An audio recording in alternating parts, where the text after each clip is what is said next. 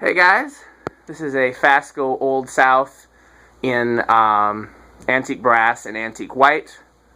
Those of you who watch my videos frequently know I normally don't like white and brass fans, but I make an exception for FASCOs, especially Charlestons. I love white and brass Charlestons, and really I like ornate FASCOs in just about any finish. So I had the opportunity to get this, and I wasn't going to say no. And it's rated at 1.1 amps. I don't remember the model number, but I've got another video of a Old South. I'm sure the model number is the same, and I'll just steal it off of that. It's 9 something. And got Andy here. He's filming as well, and we'll try it on a variety of speeds with the amp meter. So starting off, let's go high, medium, low. Low is drawing 0.21. These have a really beautiful low speed, straight from the factory. It's classy right there. It's very classy. If you watched Andy's separate video, you would see that when we originally hung the motor, medium and low didn't work, and we opened it up. And one of the connections to the resistors was corroded. And not having any electrical contact cleaner, which is the proper thing to use, we used the Magic Elixir, which works in a pinch. It's not the ideal solution, but it works. And so we got that working. Let's go to medium. FASCO, as far as I know, is the only brand of ceiling fans to use resistors for speed control instead of capacitors or coil taps or a speed coil, aka a transformer, or a solid state control. They actually have big ceramic resistors in the housing, which you can see by watching Andy's video and going to his channel, which is Vespinitis? Vespin Vid 2. Vespin Vid 2. That's not at all confusing. Not at all. So, 0.53. FASCOs typically have a pretty slow medium speed too. And here's high, drawing 0.98, which is pretty close to the rated 1.1. Does seem a little slow for high for me, but that current rating is well within tolerance, so. Oh, by the way, it's not an original switch cap. I'm sure you knew that. It was just one we had lying around. The curse of the fan that previously had a light kit. I know. I wish fans never had light kits. So let's go see how the airflow does if I go back here into the spot.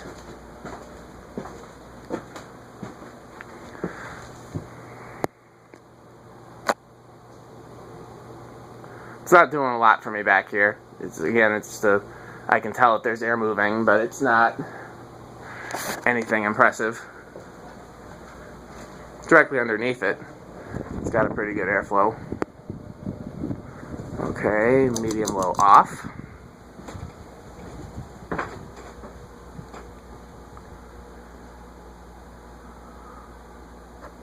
Yeah, one thing I was noticing with my videos, Andy, is that I typically, it almost seems like the less light I have, the better the videos come out. I don't know why that is. It's very strange.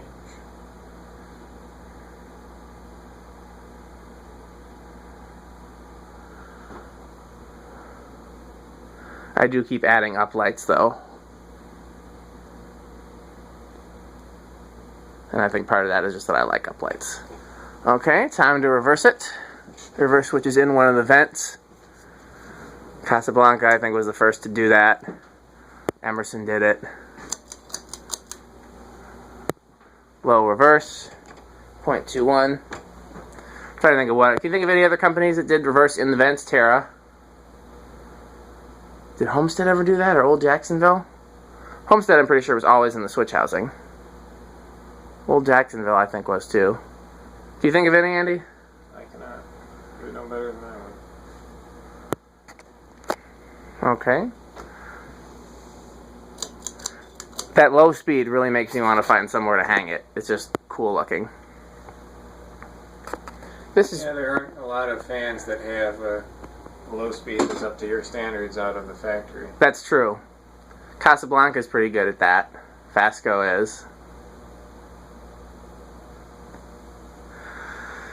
Come to think of it, this is very close to a childhood fan for me. I did not see a lot of FASCOs growing up.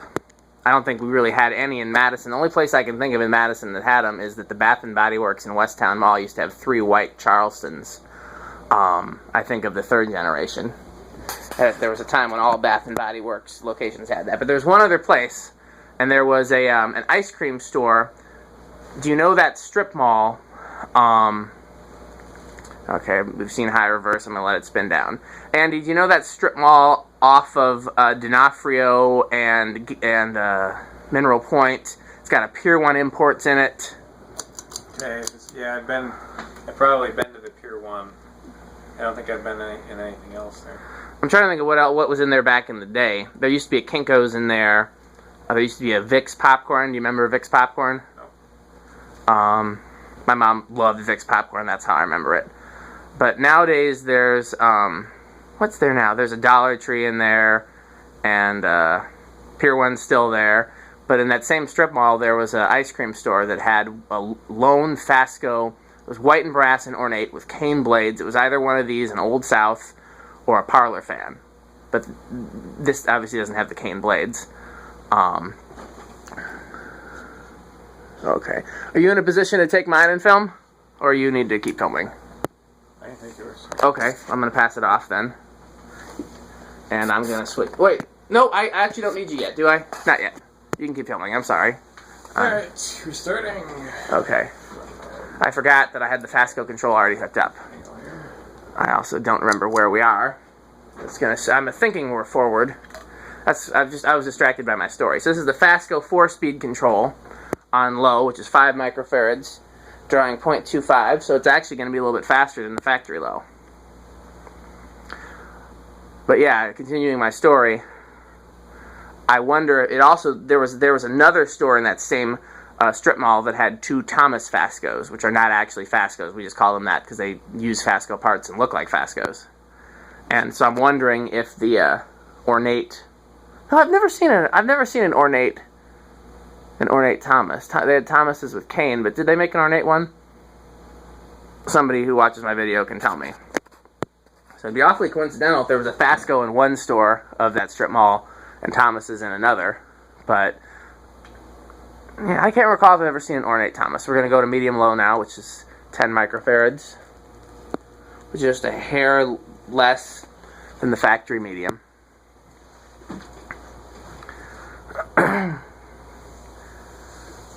Yeah, it's too bad you didn't spend any time in that strip mall. It was a great place for fans. There was the place with the Thomases. There was the place with the FASCO. The Kinko's there. Do you remember when every single Kinko's had 2 gray Delta 2s? I never went into Kinko's. My mom used to have to go there all the time. Every single Kinko's back in the day had 2 gray Delta 2s. Nice. And then there was also a place with Beverly Hills, or whatever they were called. Yeah, Beverly Hills Stratos fans. It was like a furniture store. Medium high, 0.73.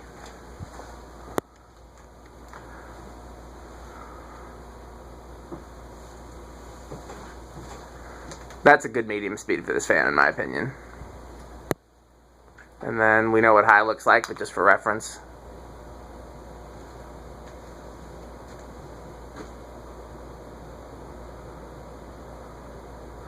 Okay, now is when I need to pass it off.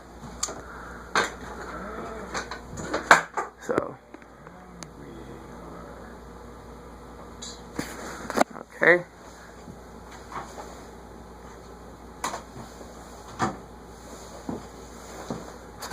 I always want to extend a big public thank you on my videos to Andy when he is able to come and help out. Not only is he much better at filming, and not only is it so much easier to have a second person around, everything goes faster and whatnot. And also it's more fun because this is, otherwise I'm just out here by myself for hours. So I do appreciate his company, even though he's a horrible person. Oh. Oh, you can't have everything, I guess. Yeah, that's true. Always a trade-off. So. Okay. So this is, I forgot to tell you, so this is the, I decided to try it with the Emerson control, which is 4, 7, it actually says on the bottom of it, 4 and 7, then they add up to 11. Ah, sure enough. So it gives us a slower low speed than the 5, 10, 15 control. We're down to 0.18 here on the amp meter, which is giving us a beautiful low speed. Hello. What have we here?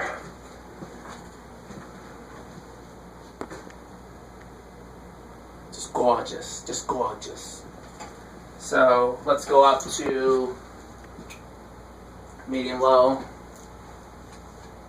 which is the 7. That's 0.34.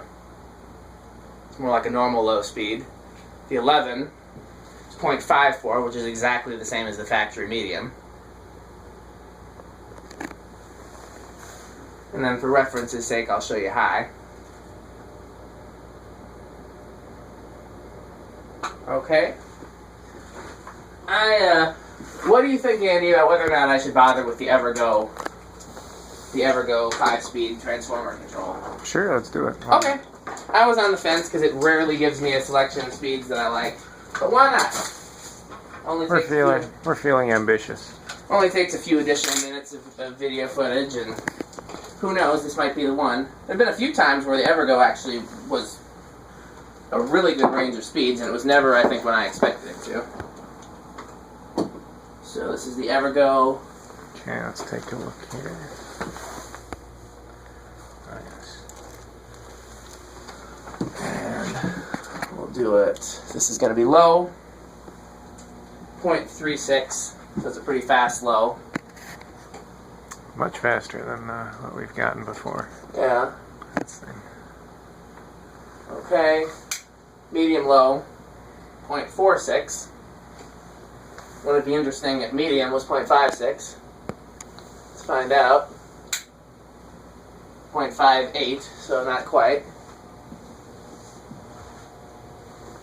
And then medium high, 0.66. So it's not a bad range of speeds, it's just not... Actually, the range is good, it just is too... The low is too fast for me. But the other speeds seem to be evenly incremented. For reference's sake, here's high.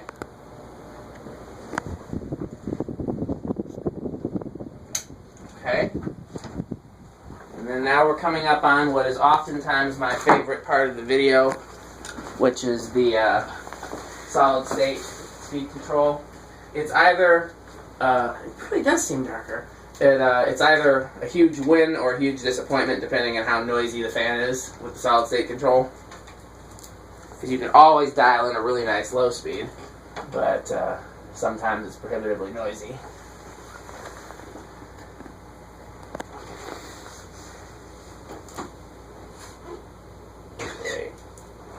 Tangle here a little bit.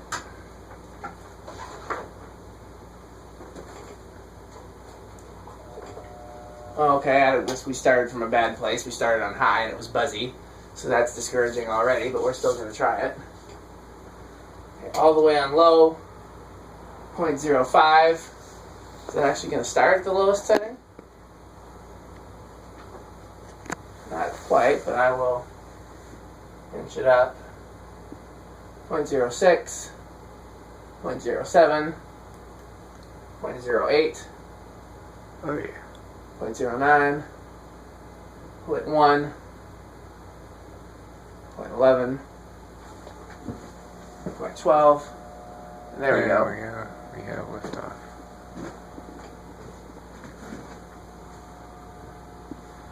So for those who follow my posts to the Ceiling Fan Facebook group, I had talked about different fans that arrived over the weekend. This fan arrived, I think, last Thursday or Friday, but I was working both days and did not have a chance to unpack it. I unpacked it today. I talked about another Ornate fan that arrived over the weekend. It arrived on Saturday. Unfortunately, that one arrived missing pieces, and so I'm going to wait until I hear from the seller to determine whether or not those pieces are coming before I video it, because there'd be no point in videoing it with missing pieces and then having the pieces the next day. Okay, let's go 1/8 of a turn. Takes us to 0.19. Not a huge jump in speed.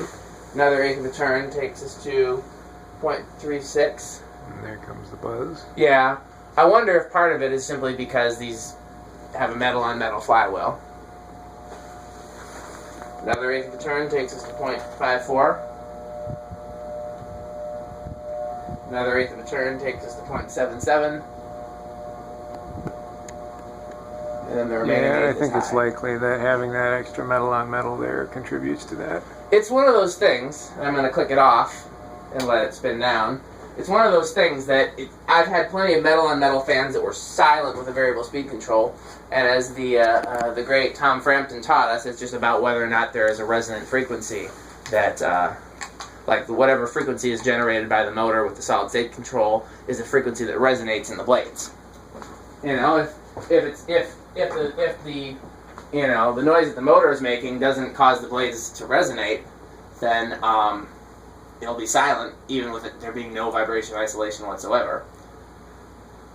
So you can either focus your time and energy and on isolating vibration or on making parts that don't resonate. Okay, well, we got some more cool stuff coming up. We got a few more videos tonight, so thanks for watching.